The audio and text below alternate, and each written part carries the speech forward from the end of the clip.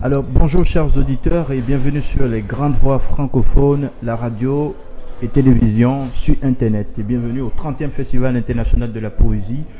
Ce jour, j'ai l'honneur d'accueillir sur mon émission Madame Nora Atala, une personnalité que je ne présente plus. C'est une égyptienne, géorgienne, libanaise et elle est de partout. Bonjour Nora. Bonjour Amine. Alors bienvenue au Festival international de la poésie. Que penses-tu de cette rencontre littéraire qui a 30 ans aujourd'hui, Trois-Rivières étant la capitale mondiale de la poésie? Je trouve que c'est merveilleux que nous ayons un lieu consacré qui, année après année, a su faire croître, faire aimer la poésie et qui, chaque année, renouvelle les invités, renouvelle les activités et qui fait vivre la poésie ici et ailleurs dans le monde parce qu'elle est transportée une fois que les poètes aussi internationaux retournent chez eux. Alors, Trois-Rivières, en tant que capitale de la poésie, c'est grâce à Gaston Bellemare qui est le train et Maryse Baribeau qui est la locomotive. Aujourd'hui, 30 années de travail, 30 années de labeur. Est-ce que tu es fier de Trois-Rivières en tant que capitale mondiale de la poésie? Non seulement je suis fière, mais aussi je suis vraiment reconnaissante de tant de dévotion, de détermination de ces deux personnages, donc Maryse Baribeau et Gaston Bellemare, qui se dévouent année après année pour nous les poètes et pour la poésie.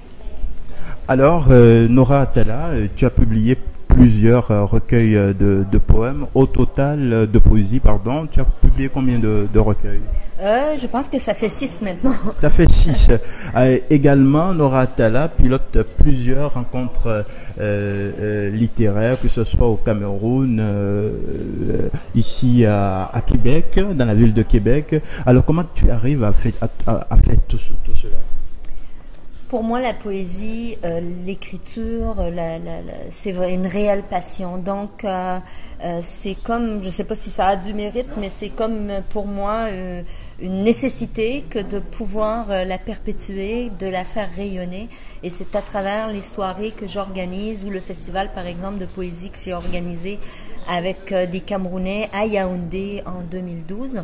Et chaque année, par exemple, à Québec, je fais une nuit de la poésie dans le contexte du Printemps des poètes. Pour moi, c'est une façon de donner lieu à ma passion et de réaliser parfois l'impossible. Alors, que penses-tu de la beauté dans la rencontre de l'autre? Quand on voyage, quand on part organiser des rencontres, des festivals ailleurs? Ce qui est extraordinaire, c'est de rencontrer des gens de cultures différentes, des fois de langues différentes et aussi des voix différentes. Et chacun a son univers et c'est de pouvoir tout accueillir et échanger pas nos connaissances, mais notre poésie, l'écoute et découvrir de nouvelles voix, de nouveaux univers. Je trouve ça extraordinaire. Alors Nora, nous avons ici deux recueils de poésie. Nora Atala, publié aux éditions Les Écrits des Forges, Les Ouragans intérieurs. Alors, c'est quoi les ouragans intérieurs? Alors, les ouragans intérieurs viennent de paraître tout juste, il sort du four cette année. C'est un nouveau bébé. C'est un nouveau bébé, voilà. Et ça parle de tous les combats intérieurs que nous menons comme individus, mais aussi comme société à l'intérieur. Évidemment, ça parle de guerre, ça parle de tourmente et ça parle aussi de tourmente intérieure, personnelle, individuelle. Celui-là, c'est vraiment axé. Je veux dire, ça parle de la douleur d'être, la douleur de ce combat que nous menons avec la vie et la mort. La vie et la mort. Alors, Les Ouragans intérieurs, publiés aux éditions Les Écrits des Forges, disponibles dans les bibliothèques sûrement, également dans plusieurs librairies. Et on peut aussi s'en procurer à la librairie du Québec à Paris, pour ceux qui sont à Paris. Donc, c'est une grande diffusion. Et ici, nous avons Homme de sable, et on voit la tête de Ramsès II. Alors, parce que tu es égyptienne, hein, je suis égyptienne, c'est une façon de dire. Je suis née au Caire, je suis d'origine gréco-libanaise et franco-georgienne de mes parents. Et je suis née. Ça te fait combien de nationalités? Ça fait une Macédoine. Et en fait, je suis retournée au Caire en 2009 après beaucoup d'années que mes parents l'avaient laissé. C'était la première fois. Et donc, Homme de sable est inspiré de l'Égypte, de ce voyage. Et en même temps, Homme de sable, cette année, il est finaliste au prix Alain Grandbois. Alors pour moi, c'est comme l'aboutissement de tout ce travail. Ça parle de l'Égypte, ça parle l'Égypte ancienne, l'Égypte nouvelle, moderne. Ça parle aussi des femmes et leurs combats qu'elles ont pour devenir, pour être ce qu'elles sont. Alors nous allons, tu vas nous lire ou nous allons déguster quelques pages avant que tu t'envoles ailleurs, parce que tu dois lire ce soir déjà. Oui, effectivement, j'ai 18h30 et puis de nouveau à 23h aux Zénith. Alors je pensais lire peut-être deux de celui-ci, deux de celui-là. Oui. D'accord. Le soleil de midi dévale les pentes à l'extrémité des cœurs. Son or flotte sur les ventres de famine. Sa lumière crue pulvérise les chances.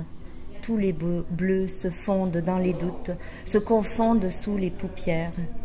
Restent les cris de l'abandon et les momies échevelées émergeant des tempêtes.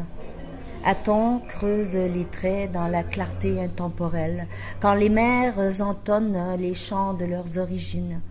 Leurs nourrissons à bout de bras, tournés vers l'exhalaison du monde, leurs sanglots s'élevant vers l'au-delà et son indifférence de pierre, lourd linceul drapé sur toutes les douleurs.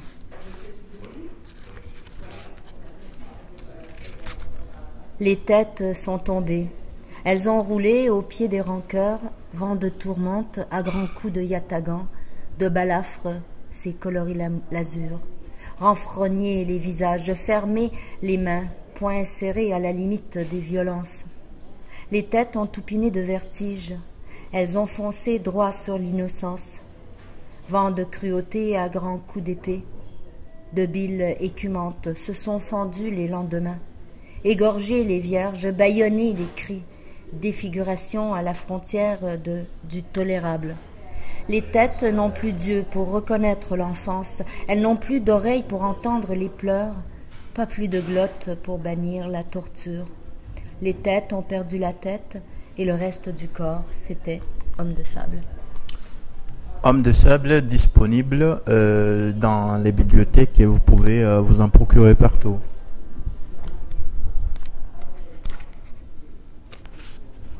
Donc, pour les ouragans... Tes recueils sont disponibles dans les bibliothèques et dans les librairies. Hein. Oui, et à la librairie du Québec à Paris. Donc, les ouragans intérieurs. La rage des portes en d'autres frontières, là où rutilent les sutures et les coulées de lave. Les eaux carbonisées occultent les carreaux. Un oiseau mort putréfie les espoirs. Le corps se crispe à chaque virage. Les paysages filent un mauvais coton. Rien ne remonte au-delà de l'usure. La rage ravage les lotus insoumis. Les souilles de sa bave jusqu'à ne plus être, jusqu'à l'inhalation du soufre. La rage répand tous ses péchés. Alors c'était les ouragans intérieurs, des recueils appartenant à Madame Nora Atala. Voilà, Nora Atala qui d'origine gréco-libanaise et franco-russe. Voilà, donc elle a plus d'une... Ça te fait combien de nationalités? T'en as beaucoup. Il y en a 4 là. Mais nous sommes contents de te recevoir sur les grandes voix francophones et également de te recevoir ici au 30e Festival international de la poésie de Trois-Rivières. On te souhaite un très bon festival. Pour ceux qui t'écoutent au Liban, au Bénin, au Burkina Faso, pourquoi pas au Cameroun, si tu as un dernier mot. Merci. J'espère, et en tout cas de tout cœur, que je pourrai encore une fois voyager. Et en principe, je repars pour le Maroc bientôt. Donc, qui sait ce que je trouverai là-bas de poétique et de poésie. Peut-être un nouveau festival de poésie. Qui sait. Merci, Amine. Merci.